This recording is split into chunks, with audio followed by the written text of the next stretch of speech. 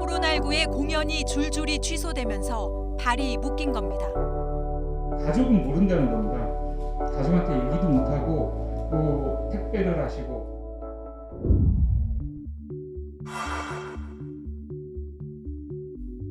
국민 여러분의 방역수칙 준수와 적극적인 예방접종 참여 덕분에 11월 1일부터 단계적 일상 회복을 시작합니다.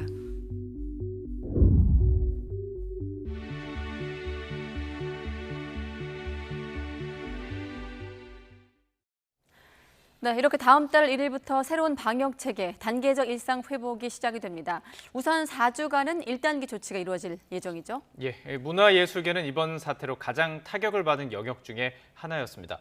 코로나19로 침체된 극장가와 공연계의 활기를 불어넣을 거라는 기대감이 커지고 있는데요. 나이트 포커스 오늘은 하재근 문화평론가와 함께 관련 내용 짚어보도록 하겠습니다. 안녕하세요. 네. 안녕하세요. 예. 네, 대한민국 국민들의 대표적인 문화 활동 아니겠습니까? 영화 관람인데 예. 어떻습니까? 일상 회복 전원 앞두고 극장가도 분주해지고 있다고 하더라고요. 네. 예, 일단 그 전용 상영관이라는 게 생기는데 네. 그게 뭐냐면 백신을 2차 접종까지 마치고 14일이 지난 관객들만 입장할 수 있는 전용관이거든요. 네. 예. 거기에 들어가면 음식을 자유롭게 먹을 수 있고 그다음에 일행이 함께 붙어서 앉아도 되고 네. 그러한 전용 상영관인데 거기에 들어가기 위해서는 그 앞에서 이제 증명서를 확인을 해야 됩니다. 그런 곳들을 통해서 어느 정도 지금 그 백신 접종을 완료한 분들이 굉장히 많다 보니까 네. 그런 과정을 통해서 극장가에 활기가 생기지 않겠는가 그렇게 업계가 기대하고 있습니다. 예, 다시 영화관에 가서 뭐 팝콘도 먹으면서 영화를 볼 수 있다고 생각하니까 좀 설레는 분도 계실 것 같은데요. 네. 일단 지금 어쨌든 영화진흥위원회도 뭐 이것이 어떻게 보면 기회다라고 보는 것 같아요. 할인권도 배포를 하고 어떻게 보십니까? 예전처럼 좀 극장가가 활기를 찾을 수 있을까요?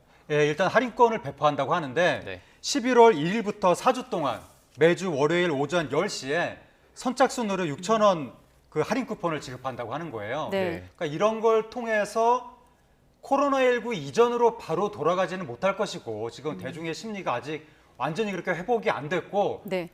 바로 돌아가도 사실 좀 위험할 수도 있고 그렇죠. 그때 이제 굉장히 사람들이 많이 몰렸었는데 그렇습니다. 또 단계적으로 완화돼야 되는 분위기니까 그래서 바로 이전으로 돌아가지는 못한다 하더라도 그 직전까지 워낙에 거의 뭐 절벽에 몰려있는 듯한 상황이었기 때문에 그때에 비하면 요 당분간은 당장 숨통이 트이는 그런 분위기가 될 것으로 기대가 됩니다. 네. 마음 백신 영화 관람 캠페인이네요, 이름이. 저는 참 이 선착순이 어렵긴 하더라고요. 잘 안 예, 되던데 예, 아무튼 예. 활기를 떼기를 기대해 보겠고 짧게 하나 여쭤보면 이렇게 되면 어떻습니까? 그동안 좀 개봉을 미뤘던 영화들도 많았을 텐데 개봉 시기도 좀 조정이 될까요? 그게 일단 이제 완화가 되면 당연히 미뤘던 영화들이 일제히 개봉을 할 수가 있는데 네. 일제히 개봉을 했을 때 혹시 또 이게 경쟁에서 좀 불이익을 당하지 않을까 그런 걱정이 있을 수가 있거든요. 그것 때문에 상대적으로 조금 큰 규모의 영화들은 빨리 개봉을 할 수 있지만 규모가 작은 영화들은 오히려 좀 미룰 수도 있고 그러니까 영화사마다 각자의 전략에 따라서 시기가 달라질 수 있을 것 같습니다. 그렇군요. 저 공연도 좀 궁금한데 뭐 K-팝 공연도 그렇고 얼마 전에 프로그램 보니까 그 최근 한 2년 안에 그 데뷔한 가수들은 관객을 만난 적이 없다 그러더라고요. 네, 그만큼 지금 공연에 대한 어떤 거리두기 때문에. 뭐 그 가수도 지금 갈증이 있을 텐데 그렇습니다. 지금 네. 그러면 공연도 할 수 있는 건가요? 공연 같은 경우에는 지금 나온 이야기가 그 백신을 맞았는지 안 맞았는지 확인을 못하는 경우에는 네. 99명까지 되고 예. 그다음에 다 맞았다고 확인이 되는 경우에는 499명까지 될 수 예, 있다는 예. 이야기가 나오는데 네, 지금 나가고 있습니다. 그렇습니다. 화면에. 그리고 500명 이상의 경우에는 관할 부처나 지자체의 그 허락을 받아서 시범적으로 운영할 수 있다. 이렇게 일단 이야기가 나왔는데 네. 더 구체적인 것은 다음 달에 돼봐야 알 수 있을 것 같습니다. 네, 사실 저도 최근에 그 뮤지컬을 보기 위해 공연장에 가봤었는데 뭐 관객들이나 뭐 그 주최하는 측이나 방역 수칙에 대해서는 굉장히 꼼꼼하게 점검을 하면서 공연을 보여주고 또 관람을 하고 있더라고요. 그렇습니다. 네. 뭐 거리두기라든가 환호성 금지라든가 이런 거는 철저히 지키는 분위기고 네. 그래서 다행히 아직까지 공연장에서 예. 감염 사태가 터지지 않았습니다. 아, 그렇군요. 근데 이게 사실 단계적 일상 회복으로 11월 정도쯤에 될 거라고는 알고 있었지만 공연은 사실 미리 준비를 해야 되잖아요. 네. 그러면은 이제 본격적으로 좀 활기를 띠려면은 한 12월이나 뭐 내년 정도 돼야 되는 거 아닌가요? 그러니까 기본적으로 11월 달에 어느 정도 지금 공연이 예정이 돼 있고 예. 그게 시금석이 될 것 같습니다. 그게 성공적으로 치러지면 바로 규모가 커질 것 같고 네. 그게 아니라도 11월 달에 또 어떠한 안 좋은 일이 생긴다면 어떻게 될지 모르는 거고 네. 상황은 매우 유동적인데 제가 유동적이란 말을 YTN에서 몇 달 전에도 했던 것 같은데 예. 네. 그때도 뭔가 풀릴 것 같다는 분위기가 있어서 네. 제가 얘기를 하다가 그래도 혹시 모른다고 말씀드렸는데 그 혹시 모른다는 안 좋은 일이 생기는 바람에 더 상황이 안 좋아졌었거든요. 네. 이번엔 그렇게 안 좋은 일이 안 생기길 바라고 네. 11월 달 이후에 12월 달에 더 잘 풀리길 바라는데 일단은 12월 달에 상당히 큰 규모의 공연들이 예정은 돼 있는 상황입니다. 연말이니까. 연말에. 예. 크리스마스도 있고. 네. 지금까지 어떤 거리두기, 방역 수칙이 좀 강화되는 분위기 속에서 문화계에서 가장 많이 좀 나왔던 현장 소리가 어떤 것인지 좀 다시 한번 상기할 수 있을까요? 가장 많이 나왔던 소리는 이러다 큰일 난다. 그러니까 이게 스태프들이라든가 예. 뭐 유명하지 않은 연예인들이라든가 공연자 이런 분들은 그때 공연을 하고 일을 해야 생계가 기본적으로 유지가 되는 거거든요. 예, 예. 근데 처음에 몇 달은 참았는데 이게 너무 장기간으로 이어지니까 이 업 자체가 유지가 안 되는 거예요. 네. 그래서 이 업에서 빠져나가서 예. 다른 일을 하게 되면 네. 그럼 다시 돌아오기가 어려워지잖아요. 그러니까요. 예. 그러면 이 산업 자체의 경쟁력이 무너지는 거거든요. 네. 그래서 지금 토대가 무너질 지경이다 이런 이야기가 나오고 있고 네. 네. 공연장 같은 경우에도 금융적으로 재정적으로 유지가 불가능한 지경까지 와 있다라는 이야기가 있어서 예. 빨리 좀 그 탈출구가 생겨야 될 것 같습니다. 그러니까 이게 회복하기까지는 이제 뭐 빠져나갔던 인력도 돌아와야 되고 그 인력들이 충분히 생활할 수 있는 이제 급여도 지급이 돼야 되고 좀 시간이 걸리는 일인 건 분명히 보입니다. 네. 근데 그래도 아무튼 네. 영화 같은 경우는 그나마 그 현장에서 목소리를 제가 몇 분에 들어보면 그나마 좀 나왔던 게 이제 OTT 예. 이쪽으로 좀 영화들이 활발해져가지고 좀 괜찮았다고는 하더라고요. 그 얘기는 그나마 들었잖아요. 이제 OTT 해외 서비스 OTT가 예. 등장을 해서 예.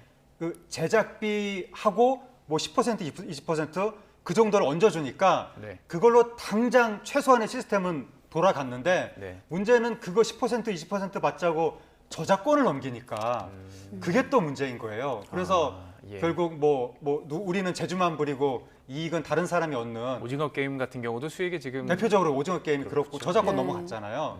그래서 또 이 부분은 어떻게 할 것인지 여러모로 걱정은 되는데 어쨌든 당장은 그나마 OTT 덕분에 네. 뭐 최소한의 산소 호흡기는 뭐 됐던 것 같습니다. 네, 그럼 바로 오징어 게임 얘기로 넘어가 보도록 하겠습니다. 그 OTT 중에 하나인 넷플릭스 드라마 오징어 게임 열풍이 뭐 여전한 상황입니다. 그렇다 보니 해외 각지에서도 오징어 게임 열풍이 불고 있는데 뉴욕 한복판 맨해튼에서 한국 문화를 좀 느껴보는 행사도 열렸다고 하더라고요. 근데 80명인가요? 그 모집하는데 3,000명이 지원을 할 만큼 관심이 뜨겁습니다. 네. 예, 한국관광공사 뉴욕 지사에서 주최를 한 건데 네. 오징어 게임과 함께하는 뉴욕석 한국 여행이라고 해서 이게 이제 저기 선정이 되면 메트로폴리탄의 한국 실도 관람을 하고 네. 코리아타운도 가고 그다음에 오징어 게임에 나오는 저런 게임도 하고 그런 것인데 저것을 하겠다고 3천여 명이 몰렸는데 네. 저기 뉴욕에서 했거든요. 네. 유타주 이런 데서 막 산 넘고 물 건너 모였다는 거예요. 그래요? 네. 얼마나 이게 관심이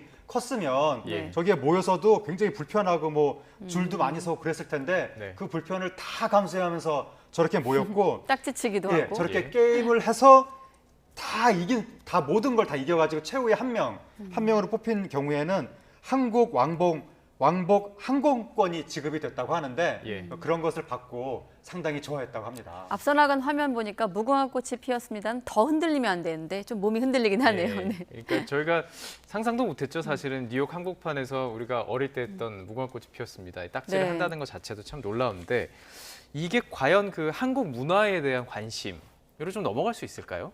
이미 뭐 넘어간 상황이고 넘어갔다. 예. 예, 거의 뭐 폭발적으로 넘어간 것 같은데 그 한 세계적인 언어 학습 앱이 발표를 했는데 오징어 게임이 발표되고 나서 2주 동안 한국어를 학습하겠다고 신청한 사람의 숫자가 그 직전 대비 영국에서 76%가 늘어나고 미국에서는 40%가 늘어났다. 예. 지금 세계에서 힌디어 다음으로 빠르게 성장하는 언어가 한국어다라는 것인데 그게 예. 바로 K 콘텐츠의 인기 덕분에 이런 일이 발생하고 있는 것이고 최근에 오징어 게임이 그 결정타가 된 거죠.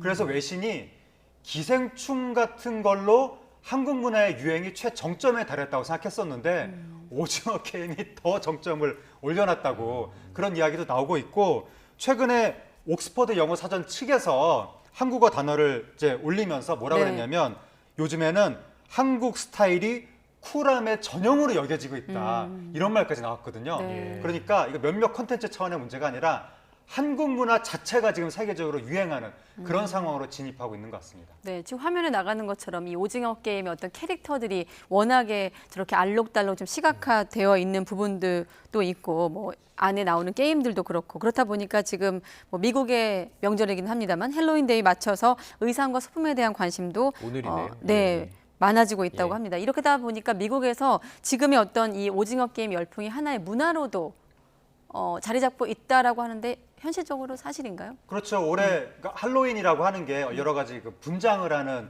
일종의 서양 뭐 축제 네. 같은 건데 네네. 그 요번 할로윈 분장의 최대 이슈가 오징어 게임이라고 하는 거니까 네. 이 정도면 당연히 문화 현상이고 나중에 시간이 흘러서 예를 들어 사회문화사 책을 쓸 때도 2021년에 오징어 게임이 있었다 이렇게 쓸 수밖에 없는 거고 제가 오늘 지금 밤에 YTN 오는 길에도 상황이 어떤가 싶어서 중간에 홍대 앞에서 내려서 상황을 확인을 했는데 그래요, 예. 오징어 게임 복장한 사람들을 몇 명 봤고 맞아요. 네. 예. 인기 폭발이었습니다. 옆에서 막 기념 촬영하고 네. 그러느라고 예. 미국은 더 이런 상황이 그러니까는 심각하다는 표현보다는 더 번성했다고 하는데 예. 그래서 아이들한테는 거의 금지령을 내릴 지경이 됐고 예.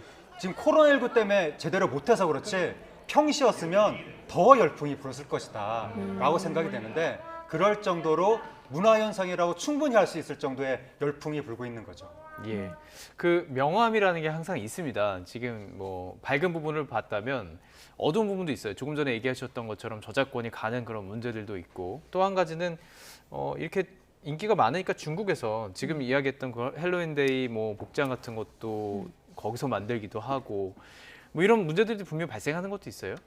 중국이 원래 이 저작권에 대해서 그렇게 높은 수준으로 지키지 않는 경향이 조금 있어 왔는데 그러니까 예. 통상적으로 이 산업 발전 단계에 따라서 고도로 발전한 데서 항상 저작권을 지키려고 하고 다른 나라한테 저작권을 요구하고 네.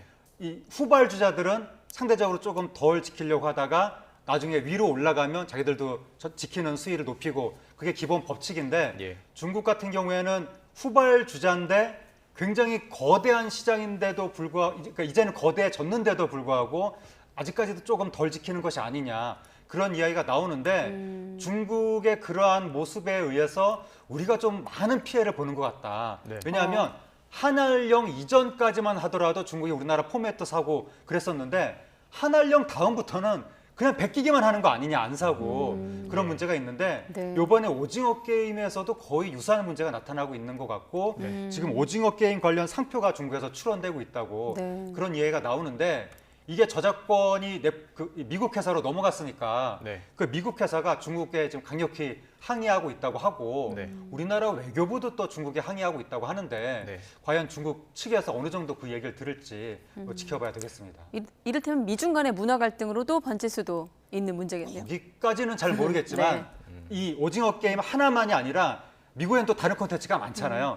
그 수많은 콘텐츠를 다 합쳐서 이렇게 폭넓게 생각하면 네. 미국이 그거에 대해서 상당히 좀 불쾌하게 느끼고 있을 것이고 세계에서 저작권을 가장 강하게 지키라고 요구하는 나라가 바로 미국이거든요. 예. 그러다 보니까 미국은 그 부분에 대해서 중국을 앞으로 좀 압박하게 되지 않을까라고 네. 생각이 듭니다. 중국 현지에서 언론을 통해서 보면 이 국내 이 오징어 게임 열풍, 세계적인 열풍을 또 성과에 대한 인정은 없으면서도 좀 불법 유통이라든지 이른바 짝퉁 예능이 좀 나오는 건 좀 아이러니하긴 합니다. 예, 네. 그러니까 이제 중국이 한국에 대해서 높은 평가를 잘 안 하려는 경향이 있거든요. 네. 아무래도 우리나라가 먼저 민주화를 했기 때문에 한국을 중국 젊은이들이 너무 이제 높게 생각을 하다 보면 자칫 민주화 풍조, 자유주의 풍조가 유입될까봐 예. 중국 당국이 그걸 굉장히 걱정하는 것 같은데 그래서 한국을 높이 평가 안 하려고 하는 와중에도 요번에 그 와중에 지금 그 오징어 게임에 대해서 중국이 한 매체에서 높은 평가를 한 게 있거든요. 네. 상당히 이례적으로. 그러니까 그럴 정도로 오징어 게임이 중국 당국도 도저히 무시할 수 없을 정도로 큰 흐름이 된 것 같습니다. 예. 네. 자, 그렇다면 뭐 어쨌든 이런 문제들을 극복을 하고 계속해서 한류 콘텐츠가 생산이 돼야 할 텐데 다음은 뭐가 있을까요? 뭐 또 영화일까요? 기생충 같은 영화일까요? 아니면 배우일까요? 혹은 뭐 어떤 거라고 보십니까? 그러니까 지금까지 뭐 기생충, 방탄소년단, 싸이, 오징어 게임 이렇게 세계적으로 난리가 난 그 대표적인 키워드들이 있는데 네. 이러한 키워드들의 공통점이 아무도 예측을 못하는 상황에서 예. 어느 날 벼락처럼 예. 그냥 깜짝 놀라게 떨어졌다라는 것이고 특히 국내에서 그렇게 호응받지 않았었는데 네. 싸이십 그 뭐죠 강남스타일도 강남 그렇고 스타일부터. 방탄소년단도 그렇고 오징어 게임도 그렇고 국내에서 먼저 터진 열풍이 아니거든요. 네네. 해외에서 먼저 터진 거거든요.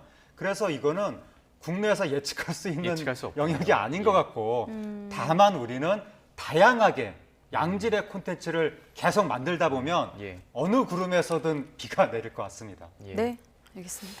춤은 어떨까요? 이게 지금 그 방송사에서 그러니까 댄서죠. 예. 댄서의 프로그램을 만들었는데 이게 상당히 뭐 젊은 층을 중심으로 상당히 관심을 많이 받았어요. 사실 댄서 춤에 대해서는 큰 관심이 없었음에도 불구하고 굉장히 인기를 끈 게 사실이거든요. 그러니까 스트릿 우먼 파이터라는 프로그램이 예. 지금 엄청난 신드롬을 불러일으켰는데 예. 말씀하신 것처럼 춤에 대해서 별로 관심이 없었다고 하는 것은 네. 과거의 이야기고 최근에는 이른바 댄스 챌린지라고 해서 굉장히 또 춤에 대해서 관심이 많아졌고 네. 특히 코로나19 때문에 집에만 있으면서 SNS를 통해서 댄스 예. 챌린지를 더 많이 한 거예요. 예. 그러다 보니까 상당히 춤에 대한 관심이 고조된 와중에 여성에 대한 관심도 고조됐거든요. 네. 그러니까 과거에 우리나라 예능이 거의 다 남성 위주였는데 예. 여성이 저렇게 주역을 맡는 예능이 별로 없었는데 저런 역동적인 동작들을 여성이 하는 것에 대해서 열광적인 반응이 나타난 것 같고 그리고 댄서라고 방금 표현하셨는데 옛날에는 백댄서라고 얘기를 많이 그렇죠. 했었거든요. 그래서 주인공이 아닌 사람, 네.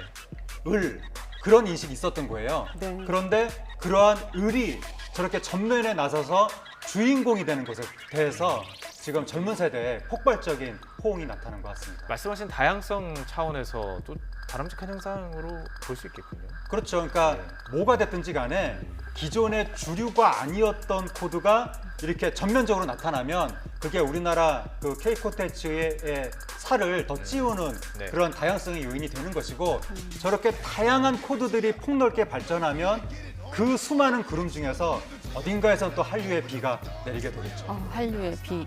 사실 그동안 이른바 서바이벌 프로그램, 경연 프로그램이 많았거든요. 이런 음악과 관련된. 근데 이 프로그램이 좀 다른 여타 프로그램과 좀 차별점을 갖고 있는 부분은 어디라고 보십니까? 일단 방금 말씀드린 것처럼 춤, 그다음에 여성 이런 키워드가 달랐던 것 같고 여성들이 우리나라 예능에서 리더십을 보이고 강한 모습을 보이고 우애를 보이고 이럴 기회가 별로 없었거든요. 네. 제가 방금 열거한 이런 키워드들은 주로 남성들의 몫이었고 예. 남성들이 이런 모습을 보여주는 예능에 여성들은 가끔 게스트로 나와서 남자들의 도움을 받는 역할, 예. 뭐 남자가 아니면 옆에서 비명을 지르는 역할, 그러니까 게임 같은 거 할 때 주로 그 여성들이 좀 주체적으로 하지 못하고 네. 좀 이렇게 약한 모습을 많이 보니까 그러한 역할이 주어졌었는데 예. 근데 이번에 이 스트릿 우먼 파이터에서는 완전 여성이 주체가 되다 보니까 예. 거기에 대해서도 많은 호응이 있었던 것 같습니다. 성 역할이 변화된 부분도 반영이 됐다고 그렇습니다. 보시는 거군요.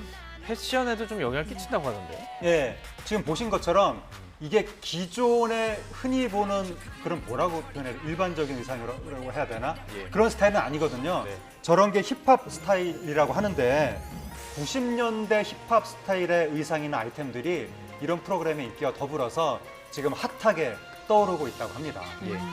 네, 알겠습니다. 자, 하재근 평론가님과 함께하고 계시는데 짧게 좀 문화계 소식들 좀 짚어보고 있습니다. 자, 이번엔 윤여정 씨가 금관 문화 훈장을 받았습니다. 문화예술인의 최고 영예상을 받았는데 한번 좀 소감을 들어본 다음에 질문 이어가도록 하겠습니다. 저 혼자 제 일을 위해서 다들 열심히 일하죠. 열심히 일한 것뿐인데 제가 이 상을 받아도 되나 하고 고민을 했었는데 생각해보니까 지금 우리나라가 많이 살기 좋아져서 지금 전쟁 상황도 아니고 대중문화예술 부분의 상이라고 돼 있기 때문에 아 이건 받아도 되는구나 이렇게 생각했습니다. 제가 오래 일해서 그냥 열심히 일해서 주시는 상이라고 나라에서 주시는 상이라고 감사히 받겠습니다.